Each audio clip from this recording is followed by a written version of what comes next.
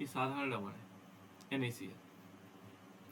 और इसको यदि क्या करेंगे, पानी में डिसॉल्व करेंगे तो Na+ और Cl- ये अपने आयनों में पूर्णतः क्या हो जाता है, वियोजित हो जाता है। ये तो था सिंपल साल्ट है। फिर उसके बाद द्विक लवण जिसको हम डबल साल्ट कहते हैं। डबल साल्ट क्या था बेटा, तो बता सकता है डबल साल्ट क्या था? जिसमें ये जो सिंपल साल्ट है, ये दो या दो से अधिक जो सिंपल साल्ट होंगे उनको मिलकर के क्या बन जाता था, डबल साल्ट बनता था, द्विक लवण जिसको हम बोलते थे, है ना। तो द्विक लवण का निर्माण होता है। द्विक लवण में क्या होंगे, दो साल्ट एक साथ मिलकर के एक नया कंपाउंड बनाते थे, तो इसको हम क्या बोलते थे, द्विक लवण। द्विक लवण या डबल साल्ट। ये कुछ शब्दावली थी इससे संबंधित। जैसे इसका एग्जाम्पल क्या था, कोई बता सकता है इसका एग्जाम्पल क्या था? यहाँ सर Fe2+। Fe2+ नहीं, और द्विक लवण का जो हमारे पास ये था उसको कहते थे मोर साल्ट। मोर लवण भी कहते हैं इसको, या मोहर साल्ट भी कहीं लिखा होता है, मोहर साल्ट, है ना, मोहर लवण, मोहर साल्ट। ये क्या हुआ इसका, या हम फिटकरी देखेंगे, फिटकरी भी इसका फॉर्मूला हो सकता है। तो देखो मोहर साल्ट का फॉर्मूला होता है सर FeSO4। गुड, हाँ, NH4 की होल ट्वाइस SO4, और ये था 6S2। ये है बेटा मोर साल्ट का फॉर्मूला। FeSO4, NH4 के होल ट्वाइस और SO4 और 6S2। तो ये क्या है हमारे पास, ये हमारे पास मोहर साल्ट है, इसको कहते हैं मोहर साल्ट। और मोहर साल्ट भी क्या है, देखो जब हम इसको पानी में घोला था तो ये अपने आयनों में वियोजित हो गया। ये भी क्या होता है, ये भी अपने आयनों में वियोजित हो सकता है। जो डबल साल्ट है ना, ये अपने आयनों में, यानी कि Fe2 पॉजिटिव बना सकता है, SO4 2 नेगेटिव बना सकता है, ऐसे करके NH4 अलग हो सकता है, NH4 प्लस हो सकता है, SO4 2 नेगेटिव चार्ज बना सकता है, ऐसे, ठीक है ना, ये 2 नेगेटिव दिखा दो। तो ये अपने आयनों में ये भी वियोजित हो जाता है। और तीसरा था देखो सिंपल साल्ट, डबल साल्ट, और तीसरा साल्ट हमारे पास था उपसहसंयोजी यौगिक, जिसको हम बोल सकते हैं कोऑर्डिनेशन कंपाउंड। अब कोऑर्डिनेशन कंपाउंड क्या है, कोऑर्डिनेशन कंपाउंड में एक समस्या थी। क्या समस्या थी, ये अपने आयनों में पूर्णतः वियोजित नहीं हो सकता है। यदि वियोजित होगा भी तो कैसे, जैसे मान ले एक हम क्या लेते हैं कोऑर्डिनेशन कंपाउंड, ये कोऑर्डिनेशन कंपाउंड है K4Fe, और जो CN है उसकी होल 6 हमने ली थी। तो देखो ये जैसे हम इसको पानी में घोलेंगे तो ये तो 4K पॉजिटिव तो बना लेगा, लेकिन ये जो इतना जो पार्ट है FeCN की होल 6, ये अंदर वाला जो है ये आयनों में ये पूरा पूरा ऐसे ही रहता है, ऐसे। तो इसलिए इसको हम क्या कहते हैं, ये हमारे पास कोऑर्डिनेशन कंपाउंड हो, ठीक है ना, इसी प्रकार से। अब इनके नामकरण पे जाते हैं। नामकरण का मतलब नोमेनक्लेचर। हम क्या करेंगे, इसका नामकरण करते हैं किसका, IUPAC नोमेनक्लेचर। ये अलग अलग प्रकार के ये साल्ट हमने पढ़ लिए, कौन कौन से हो सकते हैं, डबल साल्ट कौन से हो सकते हैं, कोऑर्डिनेशन कंपाउंड क्या हो सकते हैं, द्विक लवण ये हमने पढ़ा हुआ है, लिगेंड्स हमने पढ़ लिए थे, लिगेंड्स पढ़ लिए थे बेटा, एक दंतुक, द्विदंतुक, यूनिडेंटेड, मोनोडेंटेड है, ये सब पढ़ लिए थे। द्विदंतुक, बाइडेंटेड पढ़ लिए थे। अब कुछ चीजें हैं, या हमारे पास उभय दंतुक भी हमने पढ़ लिया होगा।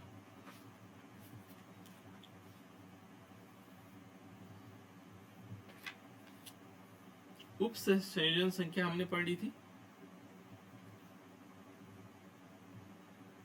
उपसंयोजन संख्या पढ़ ली थी बेटे या नहीं पढ़ी थी, कोऑर्डिनेशन नंबर, उप सह संयोजन संख्या, इसको हम कहते हैं कोऑर्डिनेशन नंबर।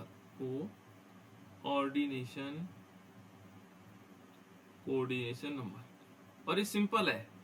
कोऑर्डिनेशन नंबर क्या होता है? मैंने बताया था कि कोई भी जो हमारे पास कॉम्प्लेक्स कंपाउंड होते हैं उसमें जितने क्या होंगे, लिगेंड्स होंगे, उनकी संख्या क्या कहलाई? एक दंतुक लिगेंड। उनको हम क्या कह सकते हैं? उसका कोऑर्डिनेशन संख्या, कोऑर्डिनेशन नंबर। जैसे माना सपोज मैं एक एग्जांपल लेता हूं, उस एग्जांपल से हम समझ सकते हैं इसमें कितने कोऑर्डिनेशन नंबर है। क्वेश्चन पूछा जाता है ना। जैसे मान लीजिए हमने लिया Cu और यहाँ पर लिखा है NH3 की होल 4, NH3 के होल 4, और इस पूरे पे लगा दे कितने चार्ज? कितने चार्ज लगा दिए? 2 पॉजिटिव चार्ज लगा दिए। इसका कोऑर्डिनेशन नंबर कितना है बेटा? कोई बताएगा?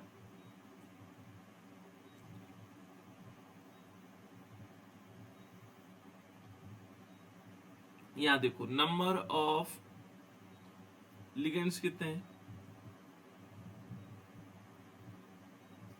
लिगेंड्स कितने हैं यहाँ पर? अरे 4 है ना? 4. देखो यहाँ पर 4 है ना बेटा, ये 4 है। NH4 की होल 4 है ना? NH3 की होल 4, 4 है इसमें। तो जितने ये लिगेंड्स होंगे, NH3 4 है, तो यहाँ पर क्या हो जाएगा? इसका कोऑर्डिनेशन नंबर 4 हो जाएगा। अब मान लीजिए दूसरा देता हूँ एक एग्जांपल। Ag है और Cn की होल ट्वाइस है। देखो होल ट्वाइस, इसमें लिगेंड्स कितने हैं? 2. 2 है। इसका कोऑर्डिनेशन नंबर क्या होगा? 2. तो ये ध्यान रखना, ये क्या है? इनको बोलते हैं यूनिडेंटेड, यानी कि एक दंतुक है ना? एक तरफ से जुड़ने वाले एक दंतुक है ना? तो इसलिए क्या माना जाएगा? जितने नंबर ऑफ एक दंतुक होंगे, जितने एक इलेक्ट्रॉन लोन पेयर देता है ना। दूसरा एक और है, इसमें थोड़ा सा डिफरेंट है ना? कैसे? यहाँ देखोगे तो CO है और EN है। EN की इथाइलिन डायमीन है ना?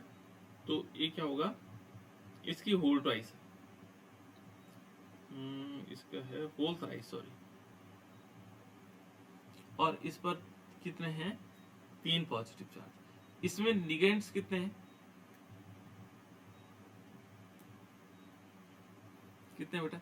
यहाँ पर देखोगे तो लिगेंड 3 है, लेकिन ये 3 लिगेंड्स क्या करते हैं? ये 2 लोन पेयर ऑफ इलेक्ट्रॉन देते हैं। ये वाले तो एक एक दे रहे थे, इसलिए हम काउंटिंग कम कर रहे थे। ये 2 देते हैं, एक लिगेंड्स जो है 2 देता है। तो टोटल मिलाकर के कितने हो गए? 3 का दूना 6। तो इसका कोऑर्डिनेशन नंबर कितना होगा? 6। यहाँ पर ये ध्यान रखना है कि ये 2 लोन पेयर ऑफ इलेक्ट्रॉन, एक जो EN है ना, EN इथाइलिन डाइअमीन है ना, ये क्या करता है? 2 इलेक्ट्रॉन इसको देता है। तो 3 है, 3 का दूना 6, तो 6 इसका कोऑर्डिनेशन नंबर होगा। जितने इलेक्ट्रॉन देगा उतना क्या होगा? उसका कोऑर्डिनेशन नंबर होगा। ठीक है, ये इस टाइप से हम कर सकते हैं। तो अब छोटी चीज यहाँ पर थोड़ा डिफरेंट होगा, बाकी सब में ज्यादातर में क्या होता है? इतने। जैसे मान लीजिए सपोज हमने कहा कि 4 और ब्रैकेट में लिख लिया Fe और Cn का होल 6, ये छोटे वाले पूछे जाते। इसका कोऑर्डिनेशन नंबर क्या होगा? कितना होगा?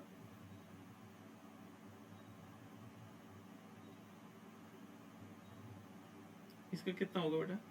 6. इसका 6 होगा, क्योंकि इसमें क्या है? 6 जो है Cn है, और इस 6 Cn क्या करते हैं? 6 लोन पेयर ऑफ इलेक्ट्रॉन इसको डोनेट करते हैं, इसलिए इसका कोऑर्डिनेशन नंबर 6 होगा। ये तो था कोऑर्डिनेशन नंबर। अलग अलग प्रकार के हो सकते हैं, है ना? अब जैसे मान लीजिए, चलो एक एग्जांपल और दे देते हैं ताकि आप लोगों को और क्लियर होता है। जैसे मान लीजिए हम एक एग्जांपल लेते हैं, Pt, ये है प्लेटिनम, और यहाँ पर लिखा हुआ बेटा NH3 लिखा हुआ है, और इसकी होल थ्राइस कर रखी, और Cl3, और फिर ब्रैकेट क्लोज कर रखा। देखो ब्रैकेट बंद कर दिया ऐसे, और Cl। अब इसमें देखो इसका कोऑर्डिनेशन नंबर कितना होना चाहिए?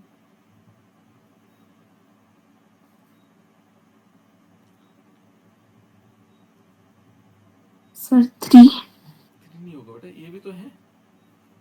ठीक है, तुमने 3 इससे बोला, ये भी तो है, ये भी लिगेंड्स है।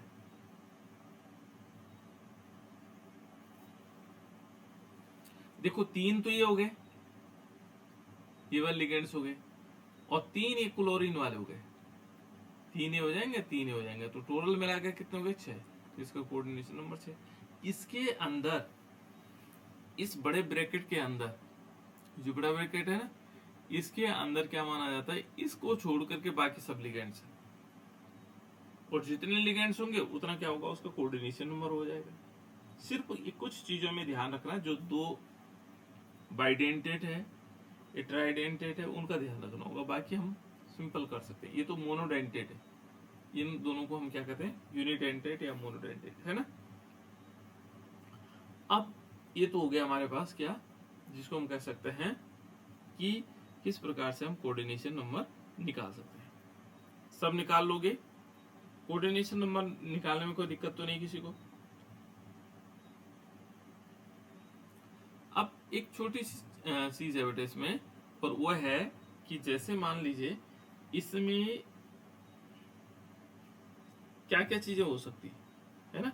जैसे हमारे पास इनके शब्दावली से संबंधित है, जैसे सपोज कोऑर्डिनेशन या समन्वय मंडल क्या हुआ? कोऑर्डिनेशन स्फीयर जिसको हम बोलते हैं। तो यहाँ ये जो हम मान लीजिए लिखा K4, और यहाँ पर लिखा Fe और Cn की होल 6, मान लीजिए हमने लिखा Cn की होल 6। इसमें यदि देखोगे तो यहाँ से जो ब्रैकेट के अंदर है, इसको बोलेंगे कोऑर्डिनेशन स्फीयर, समन्वय मंडल। क्या बोलेंगे हिंदी में? बोलते हैं इसको, क्या बोलते हैं बेटा? समन्वय मंडल। हाँ, समन्वय मंडल। ये समन्वय मंडल ये हिंदी में कहा जाता है, और अंग्रेजी में कहते हैं इसको कोऑर्डिनेशन स्फीयर। कोऑर्डिनेशन स्फीयर, ये है कोऑर्डिनेशन स्फीयर, है ना। इसको हम इंग्लिश में कोऑर्डिनेशन स्फीयर कहते हैं। तो ये 2 चीजें हैं, और ये समन्वय मंडल हमेशा ब्रैकेट के अंदर रहता है ना। और इसके अंदर का कौन आता है? एक तो लिगेंड्स और दूसरा सेंट्रल मेटल आयन, ठीक है। और इसके बाहर इधर की तरफ क्या होता है? ये होता है कैटायन, और इधर की तरफ जो रहेगा, इसमें तो है नहीं, उसको बोलेंगे एनायन। ये एनायन जिसको ऋणायन बोलते हैं, और कैटायन मीन्स धनायन। धनायन इधर की तरफ रहते हैं। तो इस प्रकार से क्या होगा? इस प्रकार से ये कुछ शब्दावली है इसकी। अब एक इंपॉर्टेंट पार्ट है इसका, वो है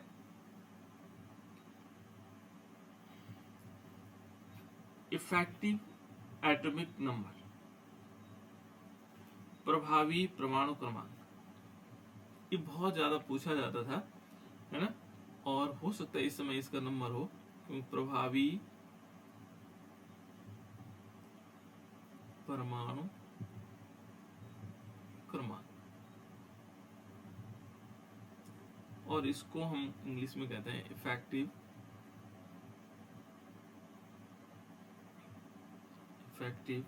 atomic number. Effective atomic number, ये है बेटा इफेक्टिव एटॉमिक नंबर। और इसको शॉर्टकट में EAN भी लिखते हैं, EAN लिखा रहता है ना शॉर्टकट, इफेक्टिव एटॉमिक नंबर। ये इफेक्टिव एटॉमिक नंबर्स कैसे निकाला जाता है उसको हम जानेंगे, क्योंकि अधिकांश पूछा जाता है कि इफेक्टिव एटॉमिक नंबर कितना होगा, ठीक है ना। अब मान लीजिए सपोज हम एक एक करके देखते हैं। इसमें क्या होता है कि कोई भी हमारे पास यौगिक है, ये संकुल है, उपस्थित उसमें जो उपस्थित धनायन होंगे या धातु परमाणु होंगे, है ना। प्रभावी क्रमांक जो कैसे निकाला जाता है उसका तरीका ये होता है बेटा कि पहले धातु का जो प्रभावी परमाणु क्रमांक होगा, इसके लिए हम इस फॉर्मूला ऐसे लिख सकते हैं कि धातु, मान लीजिए हमारे पास कोई धातु है, धातु का प्रभावी परमाणु क्रमांक, और ये कैसे होगा? जो इसका प्रभावी परमाणु क्रमांक होगा ये बराबर होता है, कैसे निकाला जा सकता है इसमें हम क्या लिखेंगे, धातु का परमाणु क्रमांक। पहले हम क्या करेंगे इसमें, धातु का परमाणु क्रमांक, धातु का परमाणु क्रमांक। परमाणु क्रमांक होता है बेटा जो एटॉमिक नंबर होता है, धातु का परमाणु क्रमांक हो गया। माइनस इसमें से क्या करेंगे, इसमें से माइनस कर देंगे धातु का ऑक्सीकरण संख्या, ठीक है ना, या धातु की ऑक्सीकरण संख्या, जो उसकी ऑक्सीकरण संख्या होगी उसको हम माइनस कर देंगे, ठीक है ना। और प्लस क्या कर देंगे इसमें, और प्लस इसमें क्या कर देंगे, उपसंयोजी संख्या, प्लस 2 गुणा उपसंयोजी संख्या, जितनी उपसंयोजी संख्या होगी उसके साथ 2 का गुणा कर देंगे।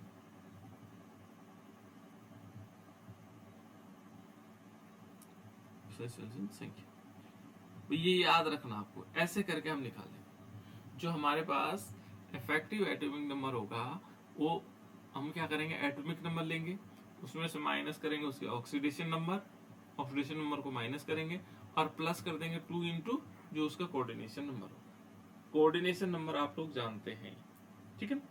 चलो एक एग्जांपल ले लेते हैं, उसके बाद उसका यहाँ पर देख लीजिए। मान लीजिए हमने कहा K4 और ब्रैकेट के अंदर लिखा FeCN की होल 6। इसका हमें, इसमें जो है हमें Fe का क्या निकालना है, Fe का इफेक्टिव एटॉमिक नंबर निकालना है, ठीक है। इतनी बात समझ में आ रही है बेटा। जो हमारे पास धातु है ये परमाणु क्रमांक होगा जिसको इफेक्टिव एटॉमिक नंबर देखना है, वो हमें निकालना है Fe का। तो कैसे निकाल सकते हैं हम Fe का एटॉमिक इफेक्टिव एटॉमिक नंबर, है ना। तो कैसे निकालेंगे, इसका निकालना है। तो पहले क्या करना है, उसका धातु का परमाणु क्रमांक देखना है। इसका हमें क्या करना पड़ेगा, परमाणु क्रमांक देखना पड़ेगा। तो इसका परमाणु क्रमांक कितना होता है बेटा, Fe का,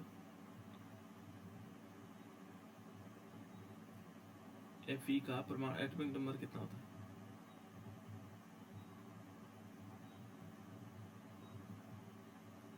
Fe का तो आना चाहिए। आयरन का एटॉमिक नंबर कितना होता है, 26 कितना होता है, 26 होता है ना। इसका होता है 26, किसका, Fe का। उसमें से माइनस करेंगे, क्या करना है, ऑक्सीकरण संख्या निकालनी। पहले हमें फिर इसकी ऑक्सीडेशन नंबर निकालना पड़ेगा। यहाँ पर इसमें इसका ऑक्सीडेशन नंबर कितना है, तो इसको मान लेंगे X। ये देखो ये X मान लिया हमने, किसको, Fe को X मान लिया। यहाँ पर देखेंगे +1 इंटू 4 और प्लस का चिन्ह लगा देंगे। देखो ये प्लस है ना 4, ये हमारे पास K है, +1 होता है पोटेशियम का, 4 है तो 4 का गुणा कर देंगे। इसको हमने X मान लिया। Cn का कितना होता है बेटा, Cn का होता है -1, याद रखना आप लोगों ने। और देखो -1 ये 6 Cn है इसलिए 6 का गुणा कर देंगे और प्लस का चिन्ह लगा देंगे, इज इक्वल टू 0। तो ये कितना है, +4 + x -6 इज इक्वल टू 0। तो यहाँ पर देखो ये प्लस के 4 है, माइनस का 6 है, यहाँ बचेगा 2, x - 2 इज इक्वल टू 0। और x इज इक्वल टू कितना आ जाएगा, +2 आ जाएगा। इसका कितना आया, इसका ऑक्सीडेशन नंबर आया +2। कितना आया, Fe का यहाँ पर ऑक्सीडेशन नंबर कितना होगा, +2, है ना। तो यहाँ पर +2 को हमने क्या करना है, देखो धातु का परमाणु क्रमांक माइनस ऑक्सीडेशन नंबर, तो माइनस ऑक्सीडेशन नंबर कितना हो जाएगा, -2 हो जाएगा। फिर प्लस होगा, देखो प्लस का चिन्ह लगाएंगे और 2 इंटू उसका कोऑर्डिनेशन नंबर। इसका कोऑर्डिनेशन नंबर कितना बेटा, बताओ सर 6 है। तो 6 इंटू 2, यानी कि यहाँ पर ब्रैकेट के अंदर हम 6 लिख सकते हैं ऐसे, है ना। तो हम इसको ऐसे सॉल्व करेंगे, 26 - 2 प्लस देखो 6 का 2 ना 12। तो ये देखो 26 में से 2 गए तो कितना बचेगा, 24 + 12 कितना हुआ बेटा इसका, इसका इफेक्टिव एटॉमिक नंबर कितना हुआ? 36। कितना हुआ? 36। बिल्कुल। अब एक आप लोग निकालोगे, ठीक है ना? यहाँ पर मैं दे रहा हूँ आपको, ये लिखा हुआ है K3 और Fe, बड़े ब्रैकेट के अंदर है बेटा, Fe और Cn का होल 6। निकालो बेटा, जल्दी से मुझे बताना है, बहुत मजेदार है।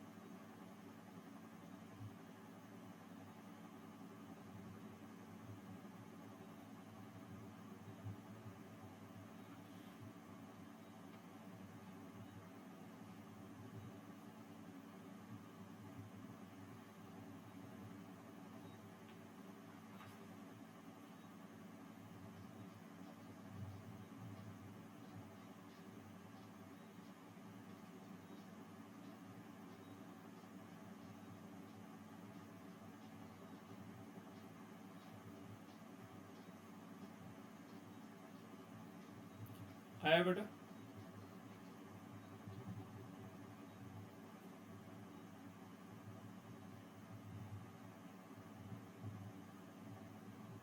उज्जवल बता कितना है?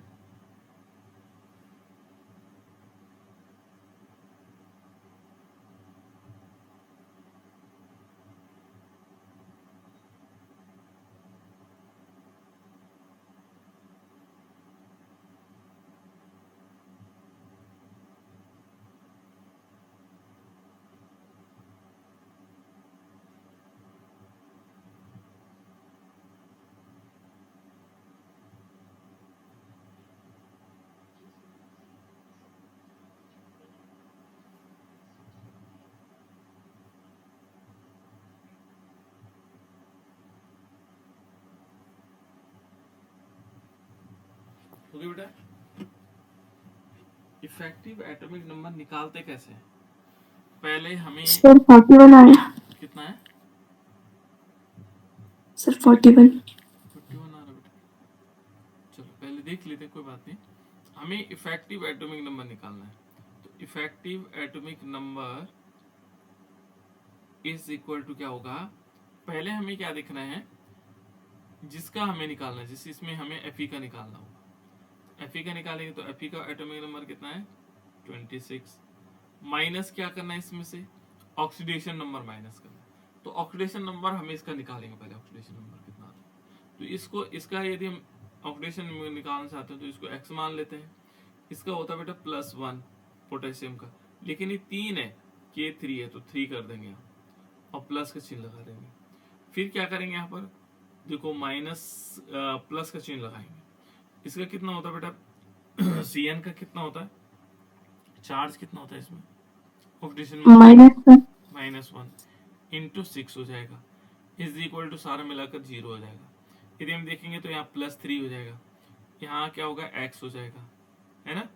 और फिर क्या होगा? देखो माइनस में ये 6 हो जाएंगे, इज इक्वल टू 0। तो देखो ये प्लस के 3 है, ये माइनस के 6 है, तो इसका मतलब प्लस के 3 माइनस हो जाएंगे, यानी कि x -3 बचेगा। माइनस के तो बचेंगे, 3 प्लस वाले 3 माइनस को खत्म कर दिया, इज इक्वल टू 0। और यहाँ पर क्या बचेगा? x इज इक्वल टू +3 हो गया। अब हमें क्या करना है, देखो पहले हमने एटॉमिक नंबर लिखा, उसमें से हम ऑक्सीडेशन नंबर को माइनस करते हैं। क्या करते हैं? माइनस ऑक्सीडेशन नंबर, तो -3 किया। अब फिर प्लस का चिन्ह लगाते हैं, प्लस का चिन्ह लगाएंगे और इसका कोऑर्डिनेशन नंबर देखेंगे। कोऑर्डिनेशन 2 इंटू कोऑर्डिनेशन नंबर, तो 2 का चिन्ह लगाएंगे और कोऑर्डिनेशन नंबर देखेंगे। कोऑर्डिनेशन नंबर कितना है बेटा इसका? 6. 6 हो रहा है ना। तो ये देखो 6 कर लेते हैं ऐसे। अब देखो यहाँ पर देखेंगे तो 26 तो ये हो गए, -3 हो गया, और 6 का दूना 12 हो जाएगा। अब 26 में से 3 गए तो कितने बचेंगे, बोलो। 23. 23 प्लस 12 जोड़ देंगे तो कितना हो रहा है, सर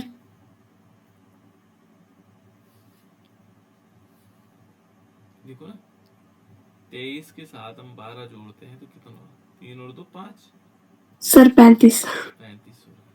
ठीक है, 35 इस प्रकार से निकाल सकते हैं, है ना। तो इसका इफेक्टिव एटॉमिक नंबर कितना आया, 35। ये आएगा बेटा, एक क्वेश्चन आता है इसमें से, है ना, 1 नंबर का आएगा, लेकिन आएगा, क्योंकि ये 2-3 सालों से नहीं पूछा गया, इसलिए इस साल संभावनाएं इसकी आने की है। तो देखो यहाँ पर एक क्वेश्चन और हो सकता है, जैसे इफेक्टिव एटॉमिक नंबर निकालने के लिए हमने लिखा CO कोबाल्ट है, और CN की होल 6 है, CN का होल 6, इसको भी निकालना होगा ना हमने, और इस पे चार्ज लगा देते हैं -3, 3 माइनस चार्ज, इसका निकालो तो इफेक्टिव एटॉमिक नंबर।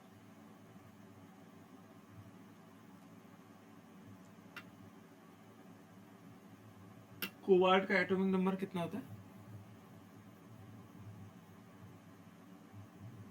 कोबाल्ट का एटॉमिक नंबर कितना होता है, फेरस के बाद कोबाल्ट ही आता सर 27. है।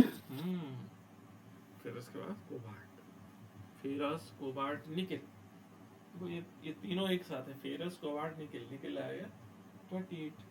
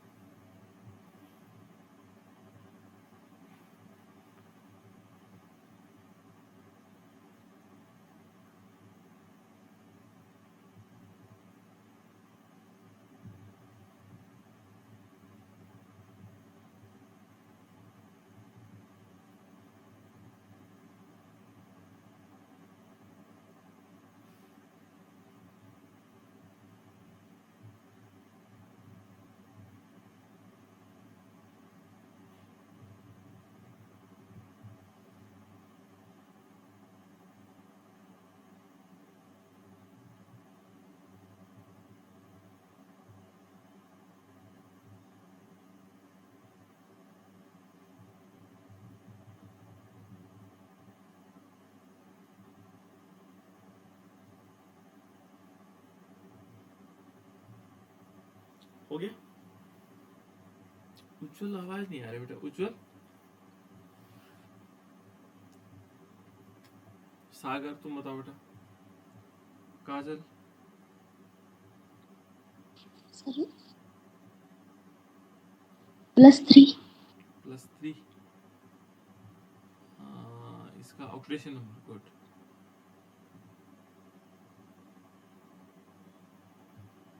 इफेक्टिव एटॉमिक नंबर है ना, इसका +3 तो ठीक हो गया।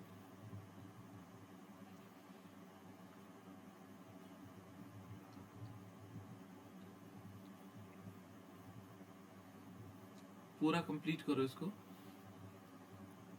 तो बहुत सिंपल है बेटा। उज्जवल और सागर बताओ बेटा।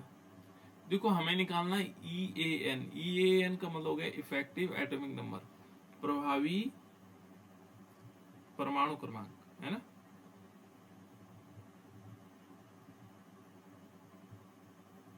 और ये बराबर क्या होता है, सबसे पहले हमें देखना होता है, फॉर्मूले के अनुसार देखेंगे तो धातु का परमाणु क्रमांक, इस धातु का परमाणु क्रमांक है 27, ठीक है, यहाँ पर आ गया। उसके बाद हमें क्या करना है, सर 36 आ रहा मेरा. 36, हाँ, है ना। उसके बाद हमें क्या करना है, इसमें ऑक्सीडेशन नंबर निकालना। तो ऑक्सीडेशन नंबर कितना निकाल दिया, काजल ने निकाला +3, है ना। तो उसको घटा देंगे, 3 को इसमें से घटा देंगे, इतनी बात क्लियर होगी। फिर क्या करना है, जो उसका कोऑर्डिनेशन नंबर आया है उसके साथ 2 का गुणा कर देंगे, +2 गुणा कोऑर्डिनेशन नंबर, उपसहसंयोजी संख्या। तो उपसहसंयोजी संख्या कितनी, यहाँ पर 6 है तो 6 का गुणाकार, ठीक है ना, यही संख्या आ जाएगी। अब हमने बाकी इससे कोई लेना, माइनस वाले से कुछ लेना देना नहीं है, वो तो खैर ऑक्टेशन नंबर, क्योंकि यहाँ ऑक्टेशन नंबर जिसको हम निकालते हैं तो इसको x मान लेते हैं, ये आएगा -1 × 6 कर देंगे, है ना, प्लस के चिन्ह लगाएंगे और इज इक्वल टू -3 यहाँ पर आ जाएगा, तो ये आ जाएगा x -6 इज इक्वल टू -3 और x इज इक्वल टू क्या हो जाएगा, देखो -6 जो है उधर जाएंगे तो +6 हो जाएंगे, +6 -3, तो 6 में से 3 गए तो क्या बचेगा, +3 हो जाएंगे, तो +3 हमारे पास आ जाएंगे और उसको हमने माइनस कर दिया, यहाँ घटा दिया। अब यदि हम इसको देखेंगे तो 27 में से 3 गया तो 24 और 6 का दूना कितना हुआ 12, तो कितना हो जाएगा 12 और 24 कितना होता है 36, तो इसका इफेक्टिव एटॉमिक नंबर कितना होगा 36 हो जाएगा। आगे होगा बेटा, यस सर 36 ही आया। हाँ 36 आया, ठीक है। अब थोड़ी सी और आगे चलते हैं, एक और बताते हैं तो उसके बाद हम इफेक्टिव एटॉमिक नंबर को क्लोज कर देते हैं, है ना। यहाँ पर है बेटा जिंक, Zn है और Cn का होल 4 लिखा हुआ है, Cn का होल 4, साइनाइड का होल 4, और इसको पूरे ब्रैकेट के अंदर लिखा हुआ है और इस ब्रैकेट में लिखा हुआ माइनस के 2 चार्जेस है। तो ये कह रहा है जिंक का हमें इफेक्टिव एटॉमिक नंबर बताइए। जिंक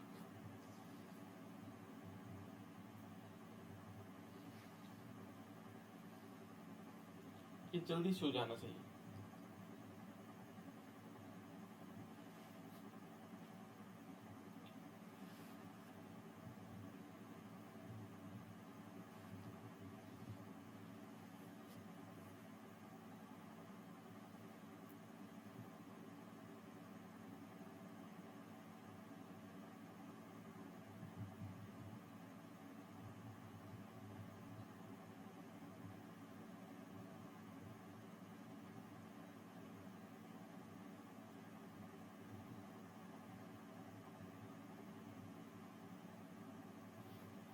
कल भी ऑनलाइन क्लास होगी बेटा, आपने वो लोगों को बता दीजिएगा।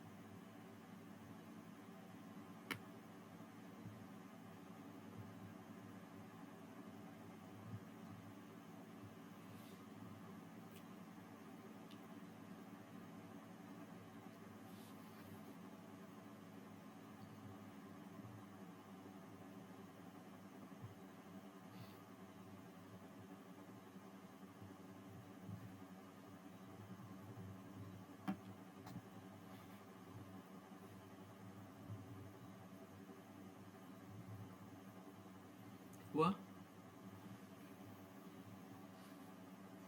जिंक का एटॉमिक नंबर कितना होता है प्रमाण क्रमांक सर 30। 30 होता है, तो बहुत सिंपल काम है।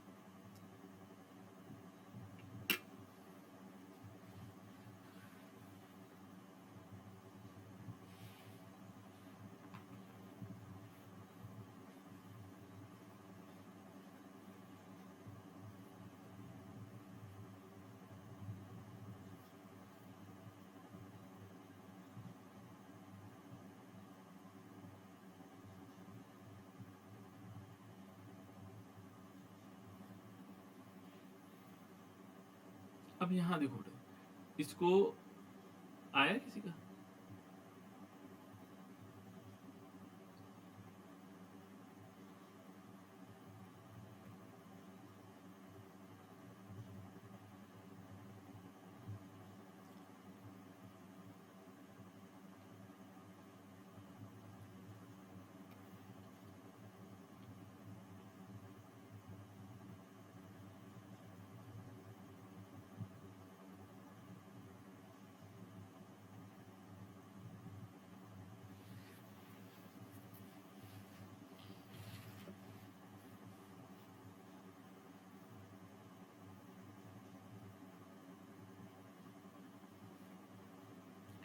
EAN का मतलब हुआ बेटा इफेक्टिव एटॉमिक नंबर। आया काजल बेटा, आया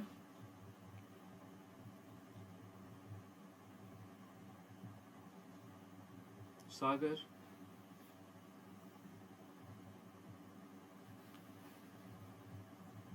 उज्जवल,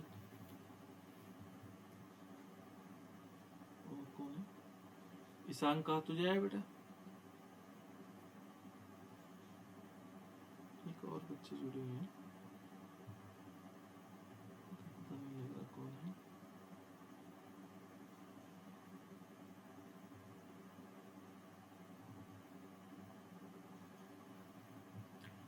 बहुत सिंपल है बेटा, देखो पहले हमें जिंक का एटॉमिक नंबर लिखना है। तो जिंक 30 होता है, 30 हमने लिख लिया। फिर इसका क्या करना है, ऑक्सीडेशन नंबर निकालना है। तो जिंक का जो ऑक्सीडेशन नंबर निकालने के लिए हम जिंक को क्या मान लेंगे, x मान लेते हैं। साइनाइड का क्या होगा, -1 होगा, इंटू 4 हो जाएगा, प्लस का चिन्ह लगा देंगे, इज इक्वल टू जो माइनस जो चार्ज होते हैं वो हमेशा बराबर से उधर की तरफ चले जाते हैं। यहाँ पर क्या आएगा, x plus -4 sorry, x -4 is equal to -2। तो x इज इक्वल टू कितना हो जाएगा, माइनस इधर माइनस है उधर जाएगा बराबर से तो प्लस हो जाएगा, यानी कि +4 -2। और यहाँ पर देखेंगे तो क्या बचेगा, क्या बचा इसमें से, देखो +4 ज्यादा है तो यहाँ पर +2 बचेंगे। देखो -2 कम हो जाएंगे खत्म, यहाँ पर सर +2 36 आया मेरा। 36 है बेटा। अच्छा, यहाँ पर क्या कर देते हैं, -2 कर देते हैं, इसमें -2 कर देंगे और फिर प्लस का चिन्ह लगाएंगे, 2 गुणा के उपसहित जो कोऑर्डिनेशन नंबर है, तो ये कोऑर्डिनेशन नंबर इसका 4 हो जाएगा, 4 गुणा 2, तो ठीक है ना, 4 गुणा 2 कर देते हैं ऐसे, है ना, 4 यहाँ पर 4 करेंगे, 4 हो जाएंगे कोऑर्डिनेशन नंबर। तो यहाँ पर क्या होगा, देखो ये 30 में से 2 गए तो कितना बचेगा, 28, और 6 दूना 12 हो जाएगा, है ना।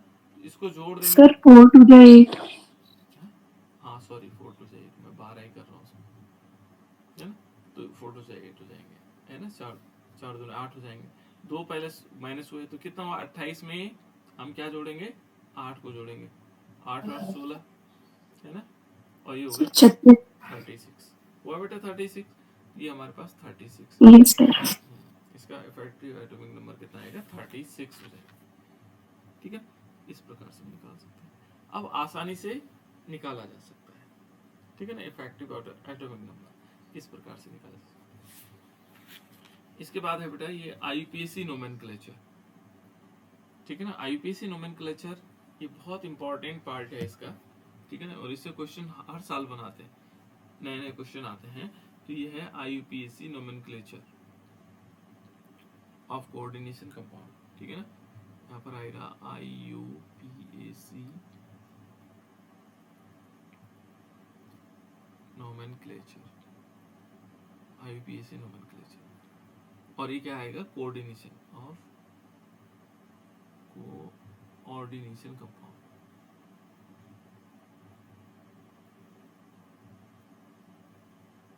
जो हमारे पास कोऑर्डिनेशन कंपाउंड है उनका हमें आईपीएसी नेम देखना है।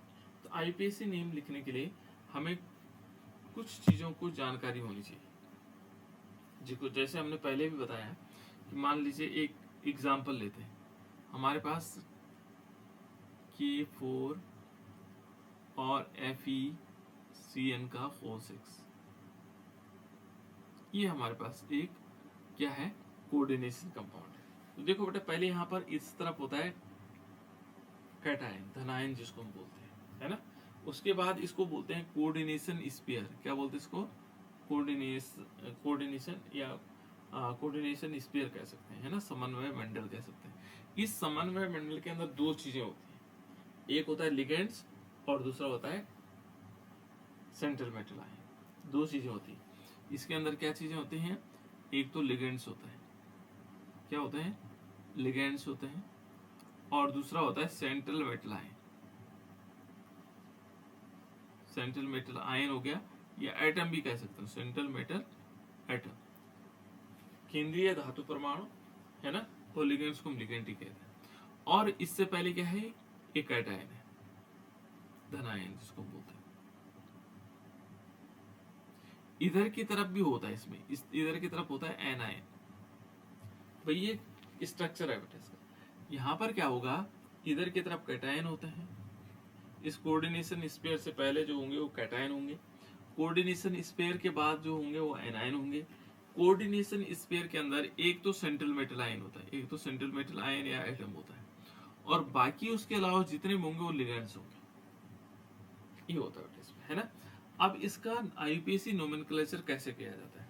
मान लीजिए सपोज चाहिए हमारे पास यही है, तो सबसे पहले क्या किया जाता है? जैसे मान लीजिए हमने कहा K4 और यहाँ ब्रैकेट लिख लिया Fe और Cn का होल 6।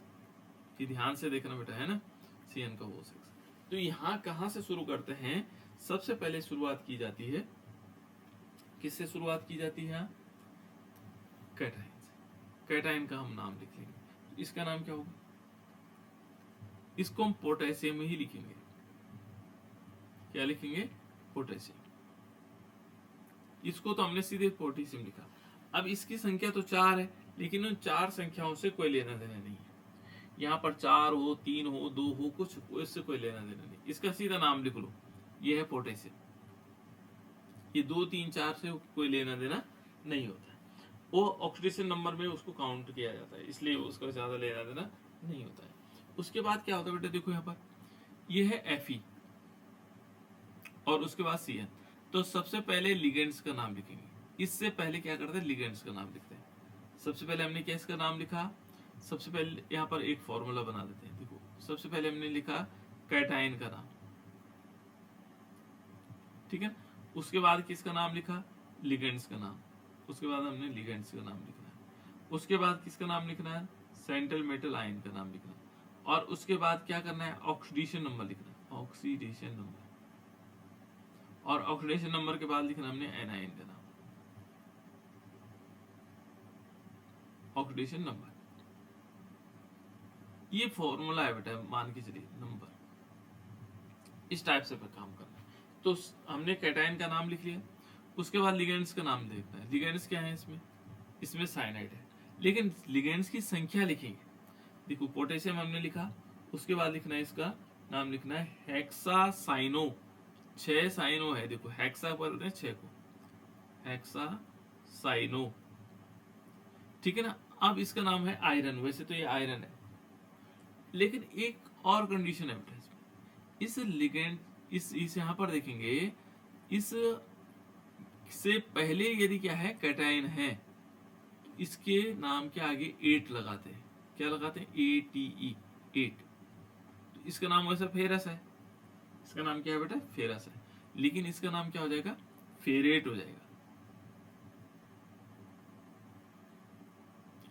फेरेट, हेक्सासाइनोफेरेट, ये फेरेट हो गया। अब यहाँ क्या होगा? इसके बाद इसमें ऑक्सीडेशन नंबर लिखते हैं। इसका ऑक्सीडेशन नंबर क्या होगा? तो यदि हम देखेंगे तो इसका आएगा ऑक्सीडेशन नंबर K4। देखो, हम इस टाइप से निकाल लेते हैं, K4 Fe और Cn का होल 6 लिख देते हैं, है ना। ये बार बार इनको ऑक्सीडेशन नंबर तो सभी में आ रहा बेटा, है ना, इसलिए हमें सीख लेना चाहिए। इसको x मान लेते हैं। इसका कितना है? +1 × 4 कर देते हैं, और यहाँ पर आएगा -1 × 6 कर देते हैं। ये प्लस का चिन्ह लगा देते हैं। तो यहाँ पर हुआ +4 + x और -6 = 0। ये देखो = 0। तो यहाँ पर ये देखेंगे +4, इसमें -6, यहाँ पर आएगा x - 2 = 0। तो x = कितना आएगा? +2 होगा, +2। अब इसका ऑक्सीडेशन नंबर, तो ऑक्सीडेशन नंबर इसका ब्रैकेट बनाते हैं और रोमन में लिखते हैं, जैसे 2 है तो ये 2 कर देते हैं। इस प्रकार से आईयूपीएसी ने लिखा जाता है, जैसे पोटेशियम, हेक्सासाइनोफेरेट और सेकंड कर दिया। क्लियर? अब एक एग्जांपल और देते हैं आपको सॉल्व करने के लिए, और वो लिखा हुआ है। यहाँ पर लिखा हमने K और यहाँ लिखा Ag, ब्रैकेट के अंदर शुरू हो गया, K लिखा, पोटेशियम लिखा, और Cn का होल ट्वाइस, Cn की होल ट्वाइस। इसका नेम बताओ, इसका नाम आपको होना पड़ेगा। बहुत सरल है।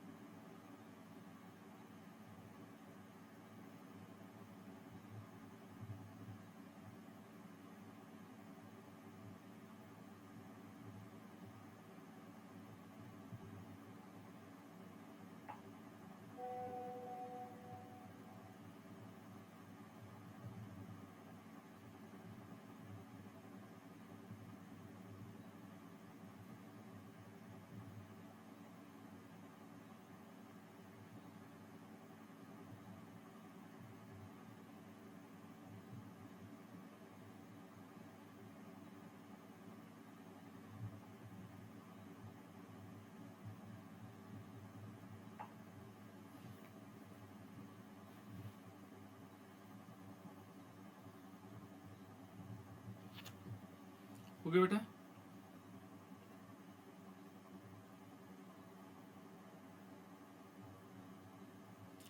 लाइट आ रही है आप लोगों को क्या?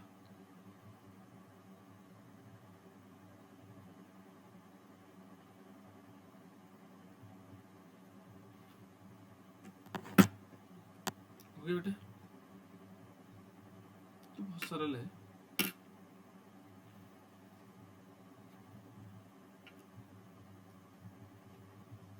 देखो इसका नाम है, इसका नाम तो आप सिंपल लिख लोगे, ये तो नाम आ जाता।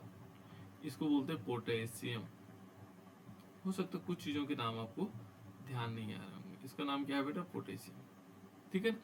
अब इनमें क्या होगा, पहले नाम किसका आएगा? पहला नाम आएगा लिगेंड्स का। तो ये क्या आएगा? 2 बार है तो डाई, और ये साइनाइड है, इसको हम क्या बोलते हैं? साइनो, डाई साइनो, है ना। और एजी का नाम क्या है? वैसे तो सिल्वर है, लेकिन क्योंकि इससे पहले 8 लगना है तो इसका नाम होता है बेटा आर्जेंटाइट। क्या बोलते हैं इसको? आर्जेंटेट। क्या बोलेंगे? साइनो हो गया, आर्जेंटेट, AR, है ना, GEN, आर्जेंटेट, ये नाम हो जाता आर्जेंटेट। वैसे इसको सिल्वर भी कहते हैं जब सिंपल इससे पहले पोटेशियम नहीं होता तो, है ना, आर्जेंटेट। अब उसके बाद क्या आएगा? Oxidation number. तो ऑक्सीडेशन नंबर निकालेंगे के, AG और CN के 4 ट्वाइस, ऐसे तो है। तो K का ऑक्सीडेशन नंबर होता +1, है ना। अब इसको हम मान लेंगे X, ये मान लेंगे X, इसको प्लस का चिन्ह लगा देंगे, -1 × 2 और =0, प्लस का चिन्ह लगा देंगे। तो यहाँ पर +1 + X और -2 = 0। ये देखो +1 -2, तो यानी कि X - 1 बचेगा, =0। तो X = कितना आएगा? +1। तो अब हमें केवल +1 मिला, तो हम क्या करेंगे? रोमन में एक फर्स्ट लगा देंगे ऐसे बस। ये नाम हो गया पोटेशियम। इसका नाम क्या हुआ? Potassium dicyano argentate first. इस प्रकार से हम इनके नाम लिख सकते हैं।